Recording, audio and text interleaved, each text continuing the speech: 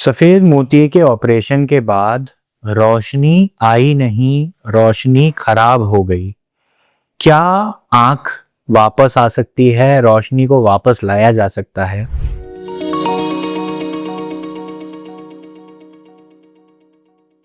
The information shared in this video is curated from available open sources and contains my personal interpretations. This should not be confused with scientific advice or a doctor's clinical advice. Hi everyone, मैं हूं doctor प्रख्यात रूप। मैं accurate vision clinics रूप नेत्रालय मेरठ में cataract, cornea transplant और चश्मा हटाने के ऑपरेशंस यानी लेजर्स का स्पेशलिस्ट हूं। और आज मैं आप लोगों से डिस्कस करूंगा ये बहुत ही पेनफुल, दुखदायक कहानी के बारे में। हम गए सफेद मोतिये का ऑपरेशन कराने। क्यों?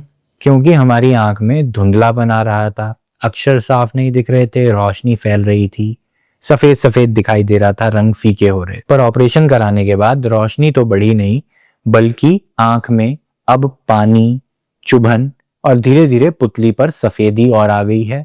रोशनी बिल्कुल ही डिम हो गई है, खत्म हो गई है। क्या ऐसी आंख को हम बचा सकते हैं?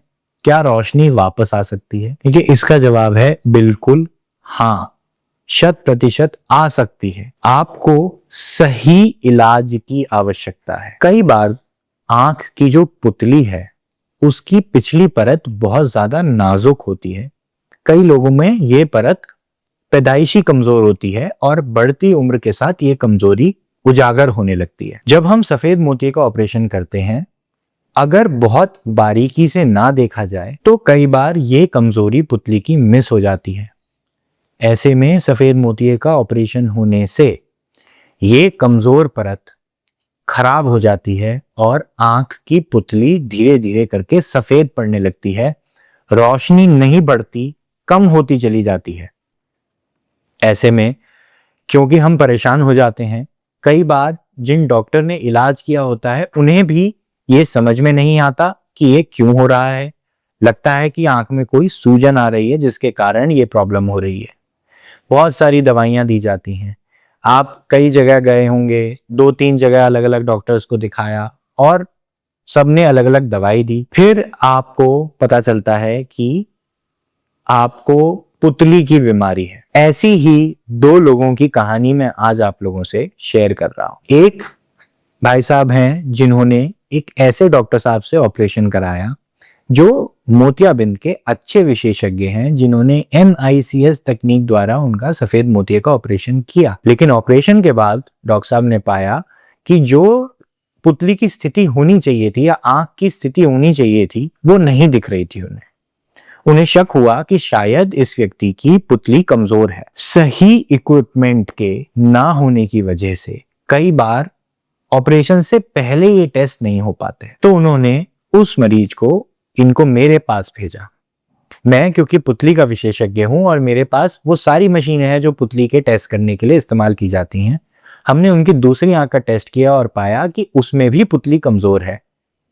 इसलिए जाहिर बात है कि पुतली की कमजोरी मिस हो गई और इस वजह से ऑपरेशन के बाद पुतली अब काम नहीं कर रही है। इसका इलाज पुतली की उस परत के सेल्स को रिप्लेस करना है। तो हमने जल्द ही इन पेशेंट का ऑपरेशन किया और आज ये ऑपरेशन के दूसरे दिन यानी शनिवार को इनका ऑपरेशन हुआ और आज सोमवार है और ये हमारे पास आए दिखाने के लिए। और आप देख सकते हैं कि इनकी पुतली ऑलरेडी पूरी की पूरी साफ हो गई है।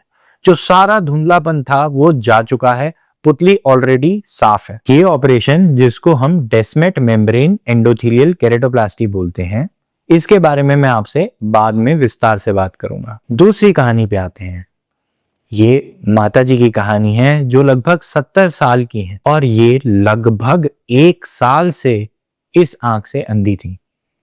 दरअसल इनके ऑपरेशन में कोई कठिनाइयां आने की वजह से ऑपरेशन में ज्यादा समय लगा और पुतली को ज्यादा क्षति पहुंच गई। आंख की पुतली खराब होने की वजह से धीरे धीरे करके इनकी रोशनी धुंधली ही होती चली गई। लेकिन इनके जो डॉक्टर साहब हैं उनको ये समस्या जल्द पकड़ में नहीं आई, जिसकी वजह से वो कई बार कई महीनों तक अलग अलग डॉक्टर से दवाइयां लेती रहीं, लेकिन पुतली साफ नहीं हुई। अल्टीमेटली साल भर के बाद थक हार के वो मेरे पास आई। अब दोस्तों, ऐसी स्थिति में थोड़ा जो मन जो है खराब हो जाता है, एक मन में एक डिप्रेशन या नेगेटिविटी आ जाती है कि मेरी आंख कभी ठीक ही नहीं होगी। तो ऐसे में हमने इनको आश्वासन दिया। मैंने अपने कुछ दूसरे मरीज जो बैठे थे उनसे मिलवाया, उन्हें बताया कि देखिए इन लोगों की आंख भी ऐसे ही थी और ये ठीक हो गई।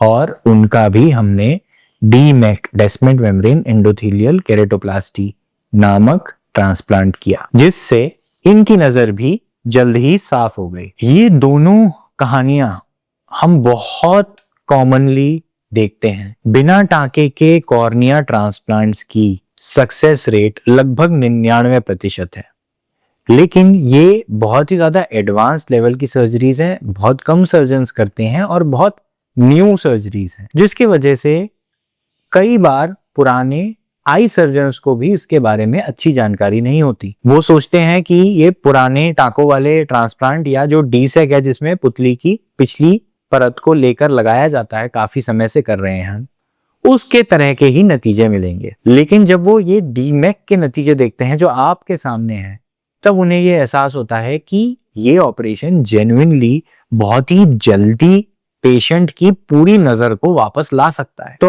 आज मैं आपसे शेयर करता हूं इन पेशेंट की कहानी इन्हीं की जुबानी। में लेंस खराब हो गया था और इसमें कॉर्निया खराब हो गया था। तो लगता था कि मैं सुसाइड कर लूं, ऐसा लग रहा था, हमें फील हो रहा था, जिंदगी नर्क बन गई थी। आज मैं इतने अपने आप को खुशनसीब समझ रहा हूँ ड्यू टू प्रख्यात सर। आवाज इतना मैं खुश हूँ, इतना खुश हूँ कि दूर से दूर दराज का चीज एकदम आसानी से देख पा रहा हूँ। आज मुझे नई जिंदगी मिल गई, एकदम खुशी से जी रहा हूँ, खेल कूद रहा हूँ, इस टाइप से गेम से रिलेटेड हूँ। तो मतलब हर तरह से एक्टिविटी हमारे अंदर आ गया है।